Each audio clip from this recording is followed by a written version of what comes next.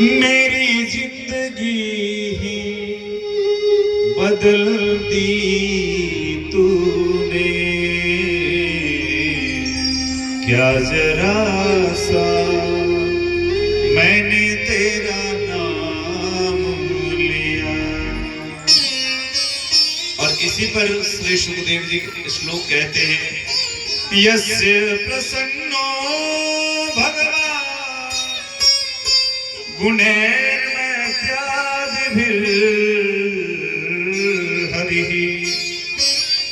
तस्मै नमन्ति भूतानि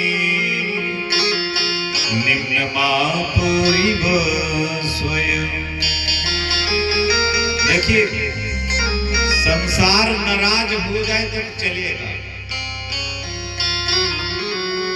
दुनिया में जितने लोग यहाँ बैठे हैं, एक बात देखो,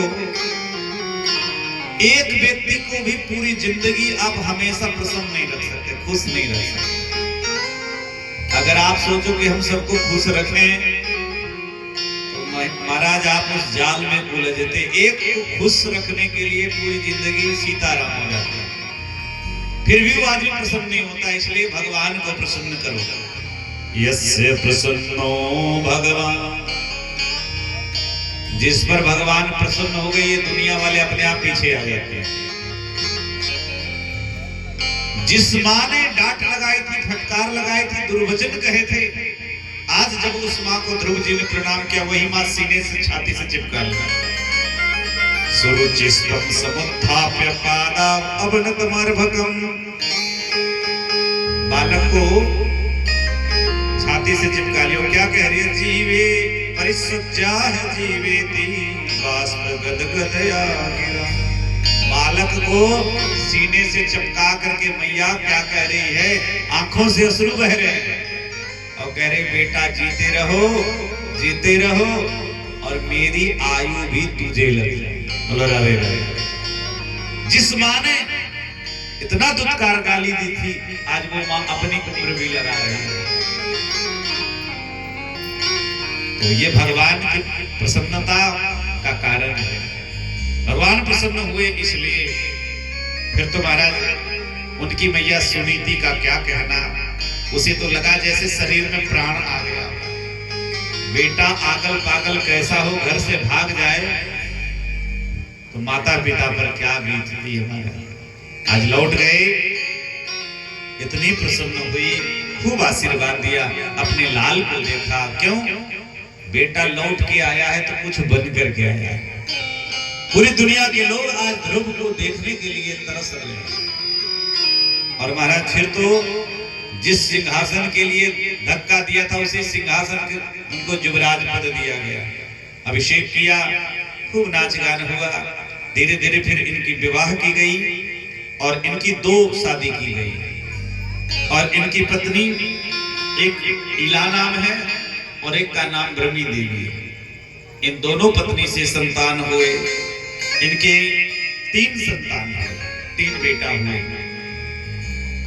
ध्रुव जी राज्य करने लगे। और देखिए, जब कोई भक्त राजा बने, एक बात बताएं, धर्मात्मा राजा अगर हो तो प्रजा में किसी प्रकार की कोई कमी नहीं रहती। बोलो राधे राधे। और यदि अधार्मिक राजा हो तो प्रजा में त्राही त्राही मच जाता है। ध्रुव जी के राज्य में एकदम सब धन धान्य से संपन्न हो गया। एक दिन इनके भैया, छोटे भैया गए शिकार करने के लिए, यक्षों से लड़ाई हो गई। और कई बार होता है कि हम विधायक के बेटा हैं, विधायक जी से ज्यादा अकड़ उनके बेटे में होती है। अपनी पावर का इस्तेमाल, पुलिस वालों को डांट देंगे। इनको भी लगा कि ध्रुव हमारे भैया हैं और उनका भाई है। लड़ाई कर लिए और यक्षों ने क्रोध में आकर के इनके भाई को मार दिया। ध्रुव जी को पता चला। ध्रुवो भ्रातृवधूं श्रुत्वा कोपामर्ष सुचार पिता, शोक से ग्रसित हो गए और अपने दिव्य तेजो में रथ पर सवार होकर के धनुष बाण तरकस उठा लिया और यक्षों से युद्ध करने के लिए पहुंच गए। और ऐसा भयंकर युद्ध किया कि एक तरफ से हजारों की संख्या में ध्रुव जी यक्षों को मारने लगे। एक समय तो यक्षों ने सब इकट्ठा होकर के ध्रुव जी पर ऐसा बाण चलाया चारों ओर से कि ध्रुव जी चारों ओर से उनका रथ समेत कहीं तिल भर के दिखाई नहीं पड़ रहा। महान हाहाकार मच गया, लगा कि ध्रुव तो खत्म हो गए। लेकिन महाराज जैसे भगवान सूर्य कोहरा को चीर करके निकल जाते हैं, प्रकाशित हो जाते हैं, वैसे ध्रुव उन सब बाणों को काटते हुए रथ समेत निकल गए और ध्रुव जी की जय जयकार हो गई। बोलो ध्रुव जी महाराज की। भयंकर युद्ध हुआ। तो क्षत्रिय का खून गर्म होता वैसे जब लड़ाई भिड़ाई होने लगी, उनके दादाजी ने देखा, मनु जी आ गए, प्रकट हो गए। अरे बेटा, तुम जैसे महात्मा भक्त को लड़ाई झगड़ा करते हुए देखो हजारों को मार रहे हो। अच्छा, एक भक्त को कभी किसी जीव की हत्या नहीं करनी चाहिए। नायम मार्गो ही साधु नाम ऋषिकेशानुवर्तिनाम। जो वैष्णव हैं, जो भगवान की पूजा करते हैं, उनको किसी जीव की हत्या नहीं करनी चाहिए, क्योंकि एक वैष्णव को, एक भक्त को थोड़ा सहनशील होना चाहिए। कोई दो बात कह दे तो चुपचाप सुन लेना चाहिए, इसलिए ठीक नहीं है।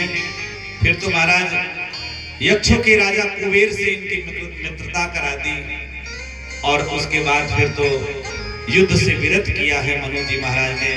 ध्रुव जी अपनी राजधानी को लौटे आए हैं और ध्रुव जी कुल मिलाकर के 36,000 वर्ष तक ध्रुव जी ने शासन किया और अपने बेटे को उत्कल को राज्य देकर के जंगल में चले गए। बुढ़ापे में भजन करना चाहिए, घर बार के मोह छोड़ करके बुढ़ापे में 80 साल की बुढ़िया है लेकिन घर की चाबी अपने कमर में ही चाहिए, बहू को देना ही नहीं है। अरे धीरे धीरे जिम्मेदारी दे दो। बेटा बहू जब कर रहे हैं तो फिर आप थोड़ा बहुत रखो। और तीरथ जी, आज के बच्चे भी बड़े होशियार हैं, सावधान रहिए। क्यों? आजकल के बच्चे वो कहावत सुने होंगे कि छूछा को कौन पूछा, सब दे दीजिए, जड़ जमीन संपत्ति दे दीजिए तो आपकी फिर सेवा बंद। हाँ, पिताजी की सेवा जब पेंशन, अगर पेंशन मिल रहा हो तब देखो बच्चे खूब सेवा करेंगे, नहीं तो महाराज जैसे तैसे। एक जैसे हमारे तीरथ जी 4 धाम करके आए तो बेचारे तो अपनी जवानी में ही 4 धाम निपटाए। अच्छा किया, लोग बूढ़े सूढ़े हो जाते तब कहते अरे बेटा चलो 4 धाम कराओ। और बेटा नौकरी सर्विस करने वाले साली के बर्थडे में 3 दिन मना लेगा, लेकिन पिताजी को जाके काशी बनारस 2 दिन नहीं घुमाएगा। ये दुनिया आज की है महाराज। कथा में लोग बहाना मार देते कि बोले महाराज दिन भर हमको टाइम नहीं मिला। अरे कितना काम धाम था में, कथा में बहाना कर देते ना कि कथा से अरे महाराज आवत रहे लेकिन बीच में कोई काम पड़ गया। और यदि ससुराल जाने की बात आए तो वहां पे तो इज्जत पर पड़ी है कि अगर ससुराल नहीं गए, पता चला कि साली की साहब की शादी है तो पहले 3 दिन पहुंचना है, और अगर नहीं पहुंचे तो ससुराल में ऐसी तैसी। लोग संसारिक रिश्तों से इतना भय खा जाते हैं, लेकिन भगवान के रिश्तों में भय नहीं खाते। और बाद में भगवान दुगना कसर निकालते तो कहते भगवान ऐसा कर दिया।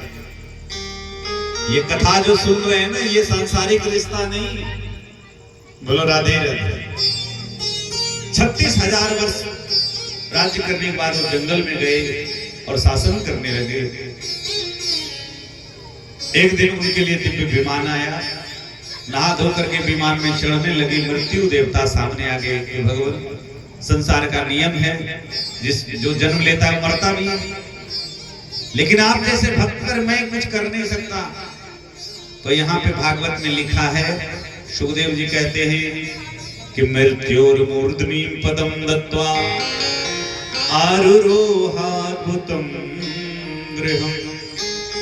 श्री ध्रुव जी ने मृत्यु देवता के माथे पर पैर रख करके और भगवान के धाम जाने के लिए विमान पर अपना पैर रखा। जो भगवान की भक्ति करे उसे मौत से भी डर नहीं लगती। प्रेम से कहिए राधे राधे। मौत मृत्यु पर भी विजय प्राप्त कर लेता है। और वस्तुतः ये श्रीमद् भागवत की कथा मृत्यु विजयोपाख्यान है। जिंदगी में जितना जीना, जन्म लेने के बाद जीवन जीने का संघर्ष है ना, उससे ज्यादा हम तैयारी मरने की करते हैं। मरने की ज्यादा हम तैयारी करते हैं, जीने से ज्यादा मरने की सोचते हैं कि जिंदगी में इतना कमा के रख दे, इतना लड़का बच्चा कर दे कि कम से गेहूं भैया 2 रोटी दे दे बुढ़ापे में, और 4 लकड़ी पर कम से कम सरजू किनारे जाकर के फूंक फाक दे। उसके लिए हम इतना टंट घंट कितनी तैयारी करते हैं, वाकई में ये। इसलिए श्री ध्रुव जी महाराज भगवान के धाम को पधारे, उनकी माता जी का भी कल्याण हुआ, क्योंकि इतने बड़े भक्त को जिसने अपने पेट से जन्म दिया, उस माँ का भी उद्धार हुआ। बोलो ध्रुव जी महाराज की जय।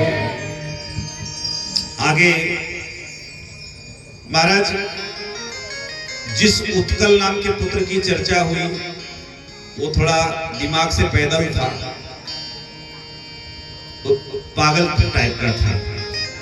इसीलिए वो क्या करता था, बच्चों को मारता था, पीटता था। उसकी बड़ी शिकायत आई, तो बाद में बत्सर को राजा बनाया गया, और ध्रुव जी के वंश में एक बड़े धर्मात्मा राजा हुए जिनका नाम हुआ अंग। और देखो, जरूरी नहीं कि बाप अच्छा हो तो बेटा भी अच्छा ही निकल जाए। अंग बड़े धर्मात्मा थे, उनका एक पुत्र हुआ जिसका नाम हुआ बेन। अब उसने तो इतना आतंक बचपन से मचा रखा, उसको कथा भागवत अच्छी नहीं लगती, कहीं धार्मिक बातें अच्छी नहीं लगती। एक दिन साधु महात्मा को देख करके भड़क गए। राजमहल में भोजन की व्यवस्था हो रही थी, देखा कि महात्माओं भोजन और दक्षिणा दिया जा रहा, भड़क गया, अपने बाप को गाली देने लगे। अब महात्माओं ने देखा ये तो बड़ा नास्तिक है, और उस बेन नामक जो लड़का है वो अंग का इतना उत्पात मचाया कि अपने बेटे के कुकर्म से परेशान होकर के राजा अंग अपने राज्य को छोड़ करके चले गए। महात्माओं ने खोजा लेकिन वो मिले नहीं। अब क्या करें, न चाहते हुए बेन को राजा बना दिया। अब जब वो राजकुमार राजा बन गया तो उसने सबसे पहले ढोलहा पिटवा दिया अपने राज्य में। आज के बाद मेरे राज्य में कोई भगवान की पूजा करता हुआ पाया गया तो सीधे पकड़ के उसको फांसी पर लटकाओ। कोई कथा करता हुआ पाया गया, कथा सुनता हुआ पाया गया तो उसको फांसी पर लटकाओ। कोई यज्ञ नहीं, कोई जप तप होम दान कुछ नहीं। न यष्टव्यम न दातव्यम न होतव्यम द्विजा क्वचित् इति निवारयत् धर्म फेरि गोसेन सर्वस्व। देखो, स्त्री का वैष्णव होना बड़ा कठिन है। स्त्री वैष्णव हो जाए ये बहुत कठिन है। ब्राह्मण का भी वैष्णव होना बहुत दुर्लभ है। और दुर्लभा वैष्णवी नारी दुर्लभो विप्र वैष्णव, और दुर्लभो वैष्णवो राजा प्रजा भाग्येन लभते। यदि कोई राजा धर्मात्मा है तो प्रजा के भाग्य से प्राप्त होता है। ये तो बेन ऐसा अधार्मिक कि पूरे धर्म कर्म बंद कर दिया। सब महात्माओं को काम धंधा, हम लोग जैसे कथा प्रवचन सब बंद। अब क्या करें? अब महाराज महात्मा जाकर के उसको पहले प्यार से समझाए तो महात्माओं को ही गाली देने लगे। अरे मूर्ख, तुम लोग झूठे मूठे हवन करा कर दक्षिणा बटोर के चले जाते हो। ये हवन तवन मत बंद करो, और यदि यज्ञ करना हो तो मेरे नाम से ओम बेनाय नमः स्वाहा, ओम बेनाय नमः स्वाहा। मैं ही क्यों? तुम जिस भगवान को तुमने देखा नहीं, झूठे मूठे की मूर्ति बैठा करके पूजा करते हो। मैं राजा हूँ, सर्वदेव मयो नृपः। कहा गया कि राजा में समस्त देवताओं का निवास है, इसलिए सब लोग मेरी पूजा करो, मैं ही तुम लोग का भगवान हूं। महात्माओं की बात अच्छी नहीं लगी, और महात्माओं ने पहले प्रेम से समझाया, लेकिन प्रेम की भाषा इसको आती नहीं। फिर महात्मा ने क्रोध की भाषा समझाई। क्रोध भरी दृष्टि से ज्यों ही देखा, देखते ही बेन एकदम धड़ाम से उसके प्राणांत हो गए। राजा ही महात्मा के क्रोध से मर गया। अब महात्मा सोचने लगे भैया हमने तो थोड़े कम में क्रोध किया था पर ये तो खत्म ही हो गया। नाड़ी नवज चेक करने लगे, देखने लगे तो ये मर गया। अब क्या करें, हाहाकार मच गया। तो महात्माओं ने महाराज उसके जंघे का मंथन किया और उनके जंघे से एक पुरुष प्रकट हुआ और भागवत के अनुसार से निषाद जाति की प्राकट्य भागवत में यहाँ बताया गया। उसके बाद पुनः उनके शरीर का मंथन किया गया तो उस मंथन से साक्षात भगवान विष्णु ही नारायण ही पृथु के रूप में प्रकट हुए। बोलो पृथु जी महाराज की। सब लोग उनके जस को गुण को गाने लगे। जब गुण को गाने लगे तो उनके गुणगान को सुन करके पृथु जी ने कहा भैया हमारी जय जयकार जब हम कुछ विकास का काम करें तब मेरे जय जयकार करना। अभी तो हम आए ही कुछ हमने किया नहीं। और पृथु जी ने जब राजा बने क्योंकि ये भगवान के अंश हैं, इनमें तेज है। सब जगह धर्म का बोलबाला, हर घर में पूजा, तुलसी, सब संत सेवा प्रारंभ हो गया, जय जयकार हो गई। और जानते हैं सबसे बड़ा दुख क्या हुआ, क्योंकि पृथु जी ने जब देखा वेद जैसे अधार्मिक राजा के शासन काल में पृथ्वी ने सब कुछ छिपा लिया था। जब राजा अधार्मिक हो तो समय पे वर्षा नहीं होगी, फसल ही नहीं होगा। वर्षा कब होगी, जब फसल कटने की तैयारी हो रही तब पता चला कि बारिश हो रहा है, ओला गिर गया। सारे खान, सोने चांदी आदि के खान भी लुप्त हो जाते हैं। इसीलिए पृथ्वी पर कुछ बचा ही नहीं, लोग तड़प रहे थे। पृथु जी को आया गुस्सा और पृथु जी ने देखा कि पृथ्वी को मारेंगे, इसका नाम धरा है। और गाय के रूप में पृथ्वी भागने लगी। पृथु जी ने अपने धनुष बाण तान दिए और कहां तक भागती, डर गई धरा और कहने लगी महाराज मेरा क्या दोष है, क्योंकि दोष तो प्रजा ये राजा का दोष है। क्योंकि एक गाय से यदि दूध निकालना तो क्या करते हैं, साधारण सा ले जाइए बछड़ा और जो ही बछड़ा 2-4 मुंह मारेगा तुरंत उसमें से दूध स्तनों में से आ जाएगा। इसलिए पृथ्वी ने कहा कि मैं गाय के रूप में हूँ, मेरे लिए बछड़ा अपनाइए। तो जितने देवता थे, दानव थे, मानव थे, जिनकी जो मनोकामना थी पृथु जी के कहने से अपने अपने मुखिया को आगे बढ़ाए। जैसे गुरु बृहस्पति जी महाराज राक्षसों में, उसमें श्री बलि जी महाराज, तो इन सबको प्रधान को सबको महाराज आगे बढ़ाया गया और सब लोग अपने अपनी मनोकामना के अनुसार उनका दोहन किए। और दोहन करने के लिए ये धरा है वो पृथु की बेटी के रूप में हुई, इसलिए इनका नाम पृथ्वी हो गया। पृथु की बेटी होने के कारण नाम पृथु हो गया। इसलिए जिनकी जो कामना थी, मनोकामना, दोहन किया और पृथ्वी हरी भरी हो गई। बोलो भक्त वत्सल भगवान की। आगे पृथु जी ने 100 यज्ञ किए। 100वां यज्ञ में इंद्र पाखंड का रूप धारण करके इनके अश्वमेध यज्ञ का घोड़ा हरण कर लिया। पृथु जी ने कहा कि अच्छा, ब्राह्मणों से कहा एक काम करो, ऐसा मंत्र को मारो कि इंद्र आकर के अग्नि में जल करके भस्म हो जाए। ये ब्राह्मणों में मंत्र की शक्ति थी। इंद्र को मारने के लिए यज्ञ करने लगे तो भगवान नारायण को पता चला। उस यज्ञ में भगवान प्रकट होकर के और इंद्र की रक्षा करते हैं। कहते हैं कि न बध्यो भवताम इंद्रो यदज्ञो भगवतनु। आपके द्वारा इंद्र का वध नहीं करना चाहिए। ये भला है चाहे बुरा है, कैसा भी है तो देवता, इसलिए इसको छोड़ दीजिए। और भगवान को देख करके पृथु जी बड़े प्रसन्न हो गए। भगवान ने कहा वरदान मांग लो। तो भगवान ने वरदान मांगने के लिए कहा तो पृथु जी ने कहा हे भगवान, मैं अपने ये 2 कानों से आपकी कथा सुनते नहीं अघाता हूँ, इसलिए मुझे 1000 कान चाहिए। कितना चाहिए? 1000 कान। भगवान ने तथास्तु कह दिया। और इस प्रकार से भगवान ने जब तथास्तु कह दिया, भगवान की सुंदर छटा है, और सुंदर छवि देख करके भगवान वहां से अंतर ध्यान हो गए। भगवान वरदान दे करके और अंतर ध्यान हो गए। और उसके बाद फिर तो पृथु जी की चारों ओर जय जयकार, उनके यश को आगे इनके वंश में प्रचेतागण हुए। प्रचेतागण को श्री नारद जी ने उपदेश दे करके सबको तपस्या में युक्त किया। और इन्हीं नारद जी की कृपा से इन प्रचेतागण ये समुद्र में जाकर के तपस्या कर रहे थे, वही इनको भगवान शिव का दर्शन हुआ और शिव जी के द्वारा रुद्र गीत गाया गया। प्राचीन बरही राजा की बड़ी सुंदर कथा है।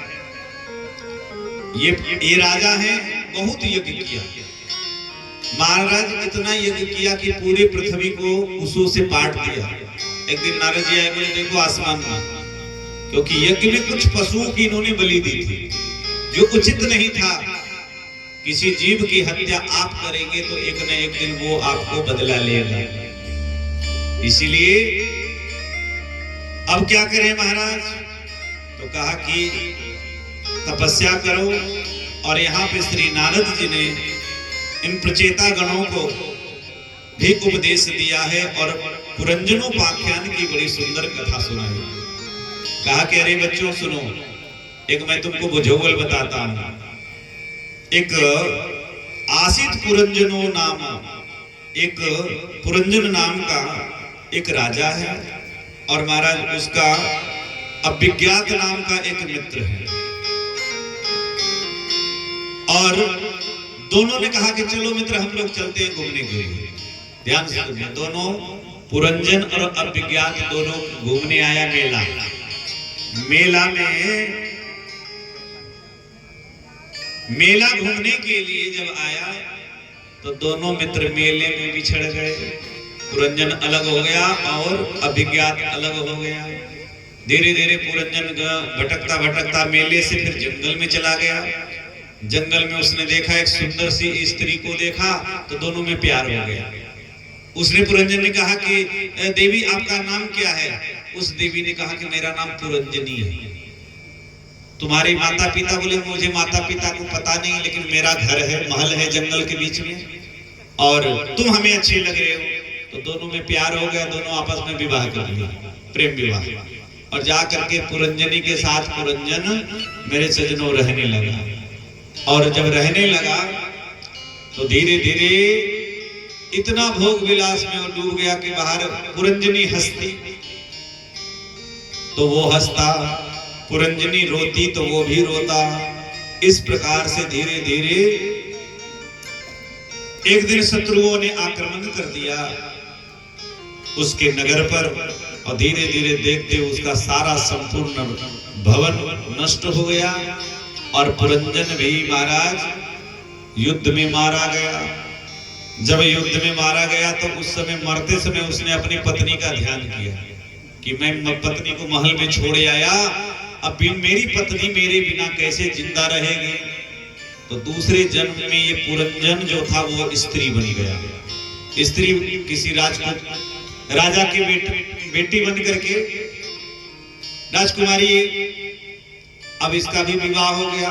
विवाह होने के बाद पोते नाती हो गए, ढेर सारा परिवार हो गया। खूब खुश है कि हमारे कोई कमी नहीं है, धन धान की कमी नहीं है, जिंदगी बड़ी अच्छी चल रही थी। अचानक दुश्मनों ने हमला बोल दिया और दुश्मनों ने जब हमला बोल दिया तो उसका राज्य देखते देखते महाराज समाप्त हो गया। सारे उसके पोते नाती मारे गए और उसी युद्ध में उसका पति भी मारा गया।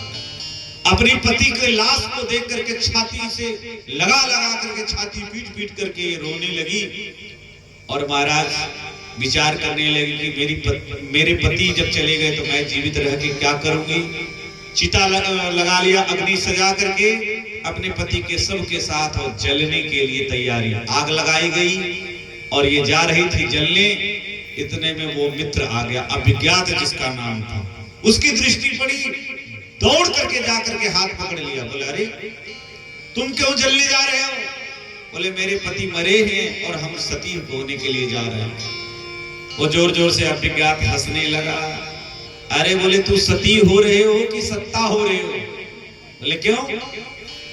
बोले हम तो सती हैं, हम तो स्त्री हैं, तो सती ही होंगे, सत्ता थोड़े होंगे। उस अभिज्ञात ने कहा कि देखो तुम गलत फहमी में जी रहे हो, तुम न तो स्त्री हो और तुम तो न पुरुष हो, तो क्या हो? ईश्वर अंश जीव अविनाशी।